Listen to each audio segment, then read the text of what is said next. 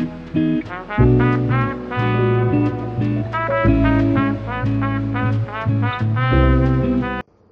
morning. So, oh, well, just drop you guys. Whoa. Hold on. Hold on. You good now? You okay? Okay. So, I'm very fortunate. I have enough friends that are interested in books. So, I've compiled all my books that I got on this trip. Um, so it's 16 plus one from my dad. So it's a lot. But I wanted to tell you guys a little bit about the books and do a little bit of a haul video because I love watching those on YouTube. Yeah, and it would be way too much to text. So, I'm gonna start off. So, first book that I got actually was at the Paddington store at Paddington Station because Paddington has been such a good video, like movie series to watch. Oh dear God. Whew. Hold on. Let's see. See if I can make you guys more stable. There we go. Okay.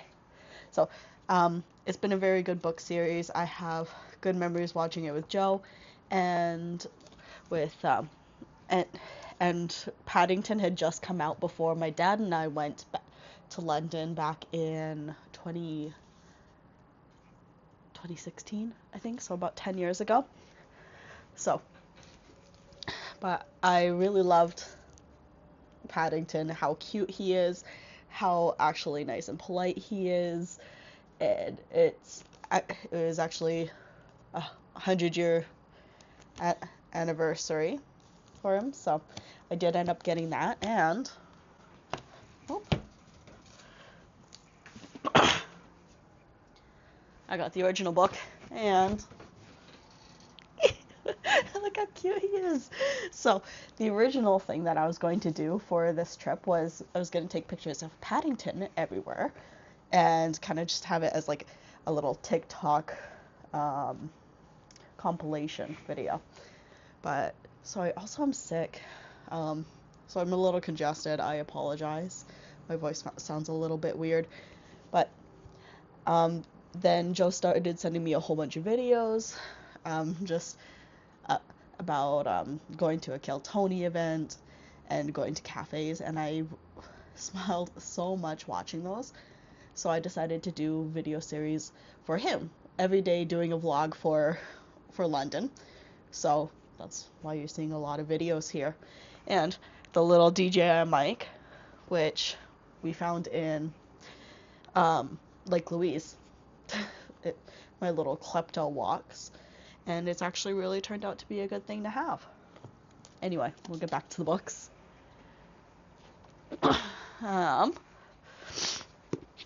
Next book I picked up was Portobello Road Market. Years ago, my dad went there and purchased a really nice old copy of Winnie the Pooh. I believe it's $80. I still have it actually. Let's see. It's hanging up in the apartment. Eee. So, it was nice to be able to go back to that stall and find that exact same lady that my dad bought the book from, and he had such a good memory of buying it from her, so we wanted to find the stall. So I found this absolutely gorgeous copy of Pride and Prejudice. It is part of a larger series, I believe, released. It's called the Cranford Collection that does all these books, and you can buy them in other stores, but it is a used copy. It's very gorgeous. I'm happy that I ended up getting it. I read Pride and Prejudice, I want to say when I was about 18 years old, so it has been a hot minute since I've read it. I would like to redo it as an adult, and because I've really enjoyed watching the Austen retellings online, like through movies, you know. So I'm excited to redo that. Have a nice copy of the classic. Then the next book that I got, so just a couple days before the trip, I got really excited about all the stores, doing all the different research for the bookstores, and then I was like, okay, if I go to these bookstores, what books am I prioritizing to get? So I started looking up beautiful copies. Think specifically US versus UK covers. And one thing that was coming up over and over again was Babel. So I've had this on my TBR for a couple of years now. I do have a PDF version to read it, but just thought it's a very pretty copy, and as something that's fairly thick, I do enjoy having something physical for it. It is it it is a book that is academia, dark academia. So I'm excited to read it. It might be something that is more of a fall read for me. And even then, like, look at that text. She's a little bit tiny, but I don't mind. At least it's going to be a little bit easier to handle. Because, my hand cramps. Maybe I'm just getting to that age where your hands cramp when you're reading, you're doing things. I don't know. Apparently 30 is nearing the end of life for me. So, all right. So, sorry, my nose. So, as I said, I'm lucky enough to have a few friends that are really into reading. Oh, sorry, I didn't even tell you where I got that book. Sorry. I got Babel from Notting Hill Bookstore, which is really neat. It was one of the books, like one of the movies that my dad and I watched growing up. He loves the rom-coms. So, Notting Hill was one of the movies that we watched together, and I still have the CD for the movie soundtrack in my car. It's one of my favorite CDs. Just kind of nice, classic, early 2000s songs, Alright, so, rewind, back. I'm lucky enough to have several friends that are into reading, and this little portion, is a trip to Waterstones? No. Where did I go? Hatchards. So, this little haul is specifically Kira's fault. So, Kira recommended T. Kingfisher, and online it also said that T. Kingfisher novels in the UK have prettier covers. So, and honestly, Kira's and my taste have been so intertwined, even though we've lived so far apart for so long. It's amazing the things that we are still interested in together, and whatever they recommend, honestly, I'll give it a try. It's music, movies, whatever. So I really respect their taste. Anyway, so Hatchards was probably one of my favorite book buying experiences in the UK. It was, I think, about 5 floors. It is an older bookstore, from the, from the 1700s. It used to have some really famous people going and doing signings there. I believe, sorry, memory. I did do a whole spiel about it when I was there as well. This is kind of just a recap of all the books. But the booksellers there were so well spoken. They were so passionate about the books. They were like, anytime somebody went and approached the till, they were able to talk to that person about the book, the new one coming out, and the perceptions of the author and the implications of their work. They were actually having such quality conversations with each person that went up. So I really, really liked that book buying experience, like, without even just how old that and classic that bookstore is. Anyway, Kira's fault. So, Kira recommended T. Kingfisher, and ChatGPT, I went on, and just over the last about year of discussing with ChatGPT, saying, I liked this book, what should I get next? So with about a year of data, ChatGPT said, T. Kingfisher is actually a good choice for you, which didn't need that, have Kira. But the one that it recommended for me was Nettle and Bone. So I got that. It's this girl goes on an adventure. She has to go do like impossible tasks, try to kill a prince, whatever. One of her companions is a chicken possessed by a demon. So that sounds great enough. So I'm excited for that. And then right beside it, I saw the prettiest cover. Like, what is this? What Moves the Dead? It is a horror tale of like things going mad around, like whether it's wildlife or people, things going mad around the house of Usher, and it's these mushrooms causing it. So a little bit of what's that show? Anyway, some sort of zombie movie. The Last of Us. That's it. Alright, so kind of a bit like that. House of Usher by Edgar Allan Poe. It's kind of based off of, so I'm excited for that. So, and then while I'm looking at those books and doing like some nice B-reels, I'm being like super fancy. I watch way too many of these videos online, so I'm doing like B-rolls of me walking through, looking at all the books, and then I pick up this book, and because one of my favorite YouTubers is currently reading this, and this lady stops me and she goes, that's actually one of my favorite books. So we have a great discussion about this book, about The Will of the Many as well, which I actually do like the US cover better, so once I've made my way through all these books, I might consider. But she likened it to Red Rising, which was my obsession like last month. So because she told me about this one, I was kind of sold on it, to be honest.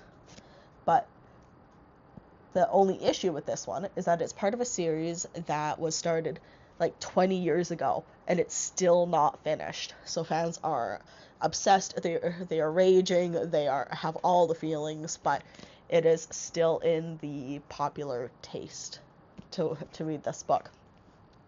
And actually, we still, like, with that lady, I should have caught her name. She was such an interesting person to talk to.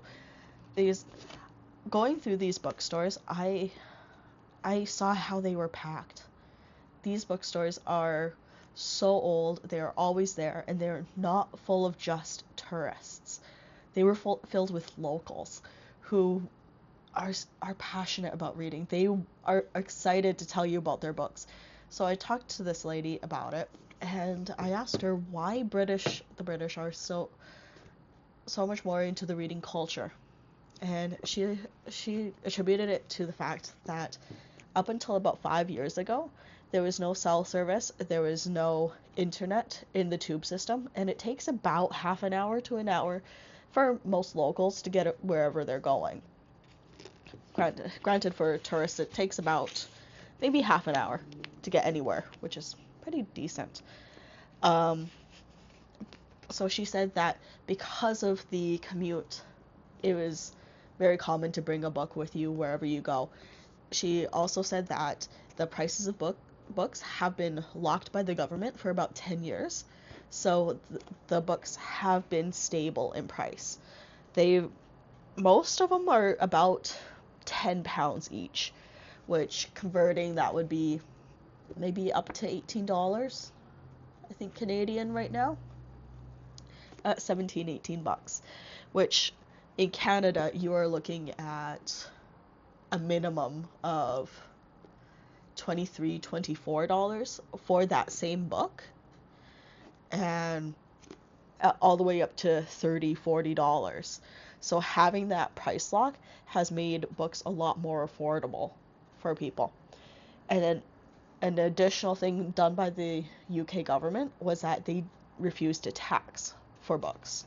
So that's done a lot for the reading community as well, because it's affordable, it's accessible, and it's something that everybody does because of their commute. So it was great to get a local's perspective on that.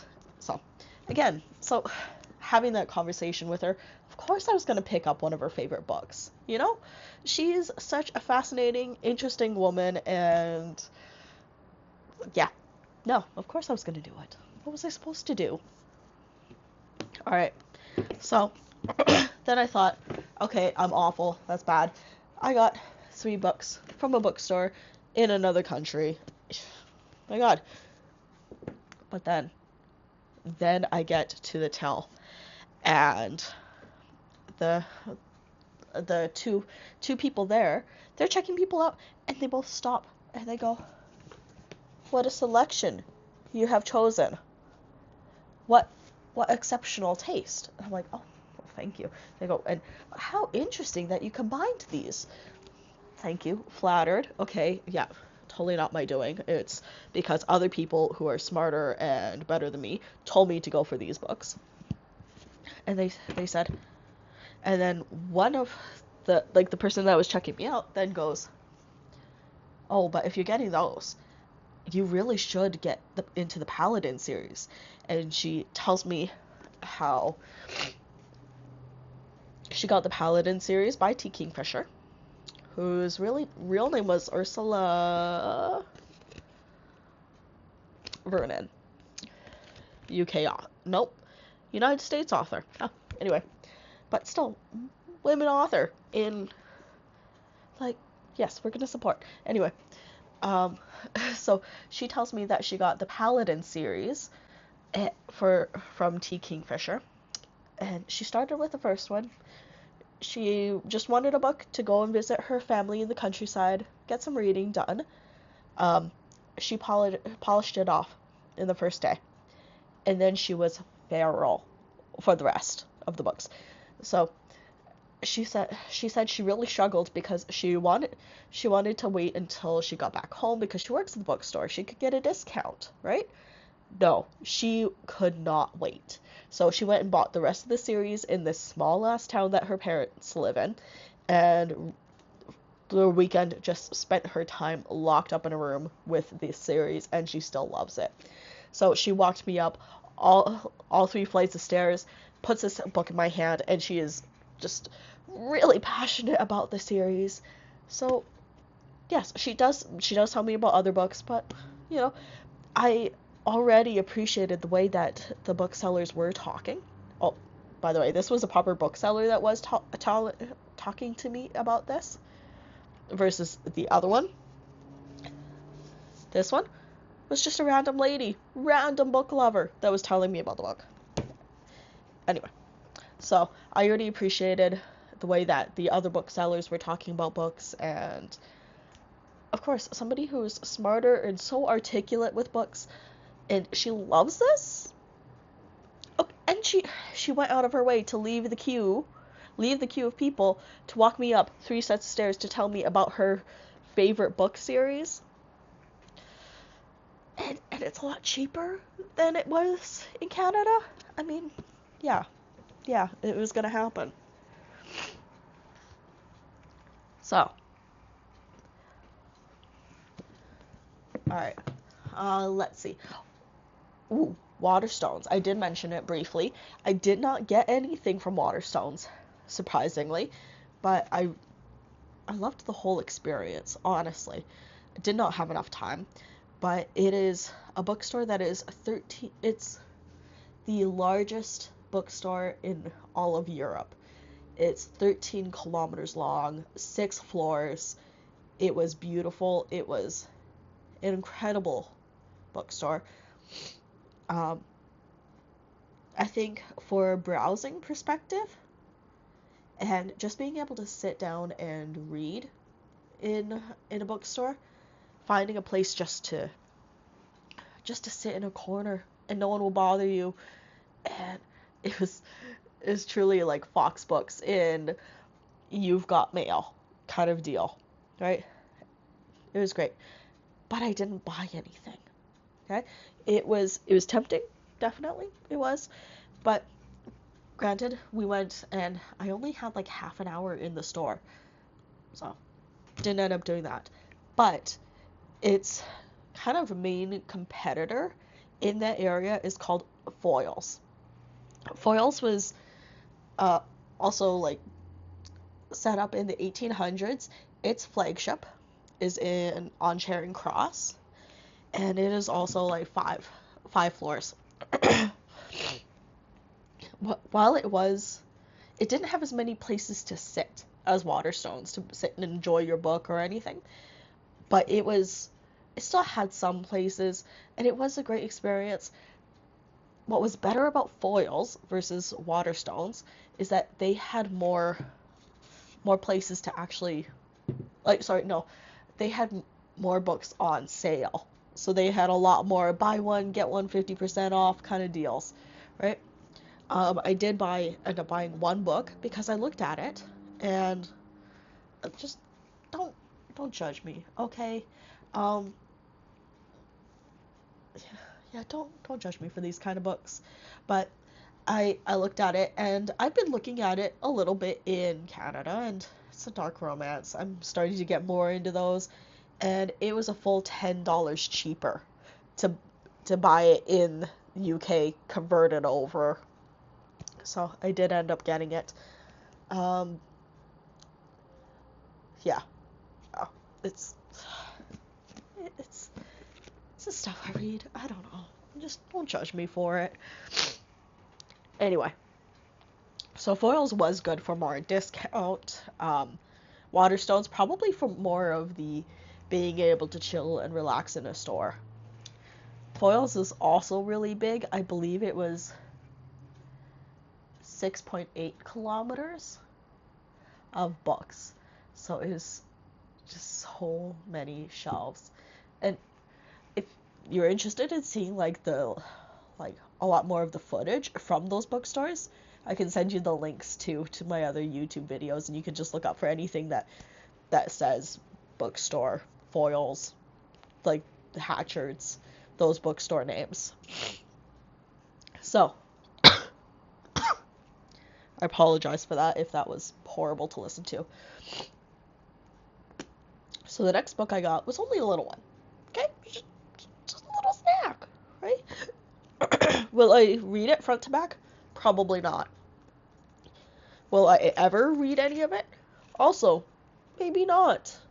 But, okay, little. Just a little one, okay?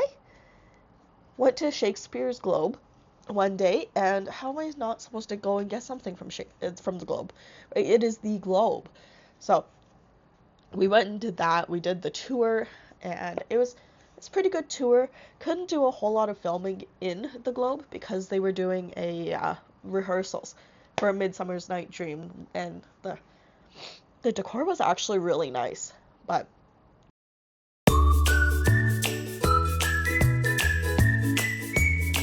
a while of not buying books. I thought I was gonna get away with it, and then I didn't. Okay, so I got Murakami. I went to a used bookstore. Again, it's been there for like 80 years, this bookstore. It was very charming, and they had a whole bunch of deals on books. This was £5, so about $8 to get this one. It's a classic. I hear quite a lot about Murakami books, so this one is about a love story. It has great reviews, and the reviews, I just read some of the quotes. Very, very astute. Very, how do I say it? Very flowery language on love and growing up. being in your 20s and then growing up to your 30s and how it is to their future. So I'm excited to read. Long story short, went to what I thought was the British Museum, walked over there, it said library, or sorry, British Library. Wanted to go to the British Library. Found the building, it said library. I was like, great, going in there. I talked to the guy. He's like, we don't have Beowulf. What do you mean? I'm like, okay. He's like, but we do have some new exhibits. I'm like, okay, yeah, sure, whatever. I have nothing else to do today. That was horrid. I'm sorry. So go to this exhibit, and it was about the intersectionality of ageism, sexism, and how different cultures view aging. So I ended up getting the book. It was very thought-provoking. They also had an interactive portion where people were able to write about their anxieties of getting older, about their current age, and seeing things that related in the being in late 20s to 30 stage, and finding that people had these exact same fears that I do, right? And even seeing like people in their 50s and 60s being like worrying about mobility, worrying about their aging, worrying and thinking about how society sets these fears into us. Anyway, it was interesting. The one that really got me though was the one that was talking about being in their late 20s, and she said that she fears that she is becoming mentally duller, and she isn't sure if that is a part of aging, if that is part of like a confidence thing where, like, you know, in your teens and your early 20s you feel invincible, you feel like you do everything, you are the smartest of the smart, you are great. But and then hitting your 30s, it's suddenly you realize all the things you don't know, right? Or is it a thing that we're so surrounded by instant gratification of the screen and doom scrolling? Is that what's contributing to this mental dullness that's affecting us right now? And that hit so hard for me because I've been feeling the exact same way. So seeing that other people are fearing this exhibit was very thought-provoking for me. I wanted to get a book, do a little more exploration on that, and, you know, finally get something intelligent to read after, you know, balance it out, you know? Anyway, long spiel. After that, we went to a used bookstore in Little Venice, part of London, and there was this charming little bookstore on a boat. It has like a little fireplace inside and everything. It was adorable. Anyway, so I got a few books from them. Their classics were just a few pounds each. Their newer books, honestly, they charged full price for them, which is questionable, but yeah. So I got another silly book that I was considering actually buying in Canada. I want to say 3 months ago I was considering this, but it's about this girl fake dating her roommate who's a demon, and she's a witch. It's cute. I'm excited for that. For a little more intelligent reads, I got Dracula because I've read it. I've read Dracula 3 times now. But it's a classic, and I've wanted a nice copy of Dracula for years. Okay? And, you know, it's not the prettiest copy, but it is something that is memorable and it's very interesting, right? The text on it, absolutely fine. Also, the UK binding. I watched videos on this, and the UK binding on their soft covers, but especially their hard covers, are actually better quality. So, alright. Next one. Look at this. Look how gorgeous. Okay? Look how pretty that is. So, I got Villette, which is a Charlotte Bronte novel. Back in high school, I know, what throwback. Oh my god. I ended up reading Jane Eyre, and it was a gothic tale about love, about how difficult it was to live and be a woman in the 1800s.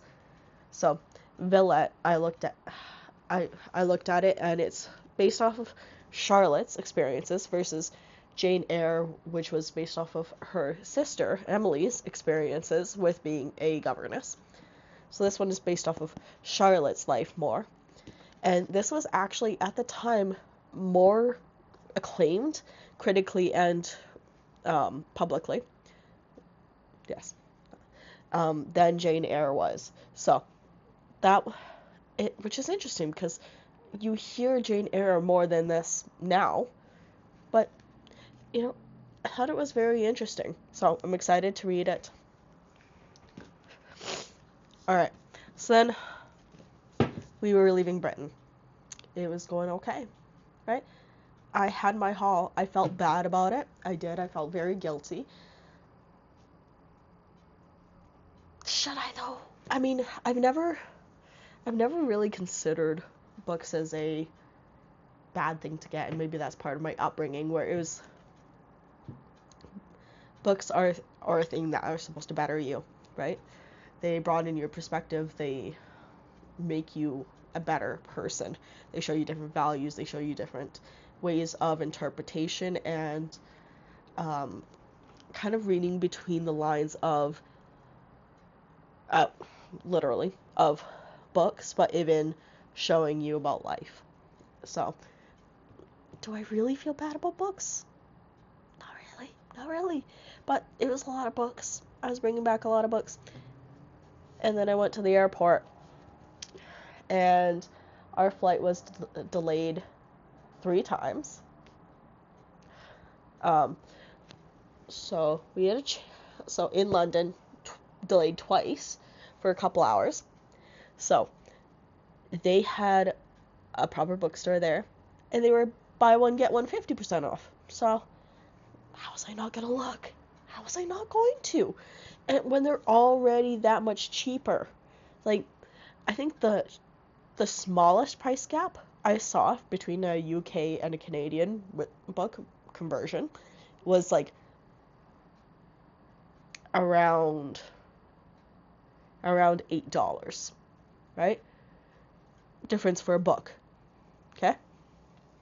And I work, I'm a grown up, it's fine. But then buy one get one 50% off with that price difference. My god. Alright, so with that research again of what covers are so much better in the UK versus the US, this was a series that came up over and over again. Once Upon a Broken Heart, it's about this girl, she's in love with this guy, and then he marries somebody else. She makes a deal with demon. So that sounds great. A lot of demons. I don't want to even try to unpack about what that means about me. Anyway, we're just going to leave that. And then this one, you'll notice that I'm actually partway through it already. Because this was the one that I decided to read on the plane. And, it's...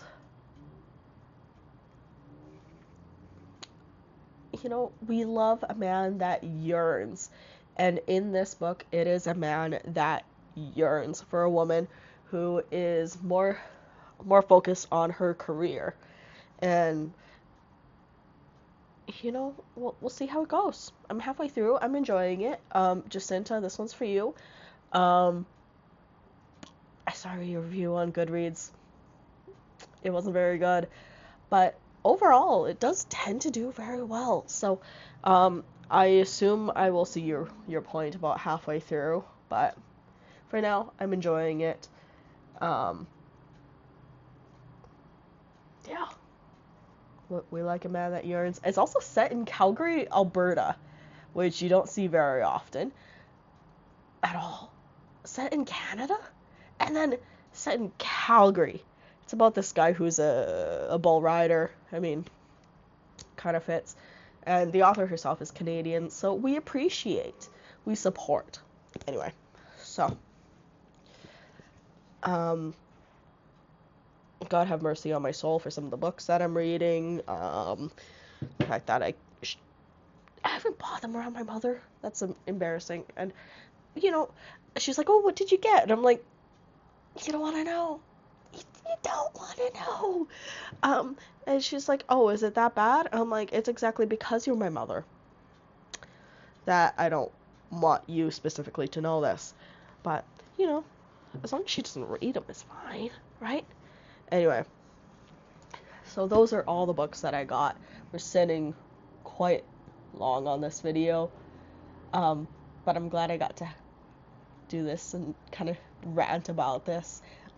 Yeah, I've been reading so much. Right, so right now I'm working on the Fearless. Oh my god, I'm sorry. I'm reading Brimstone, and I'm doing it as an audiobook, Game On, which was a whole series that I liked. Anyhow, so that's about it for the book updates. Thank you for paying attention for this long and listening to me ramble. Okay. Bye.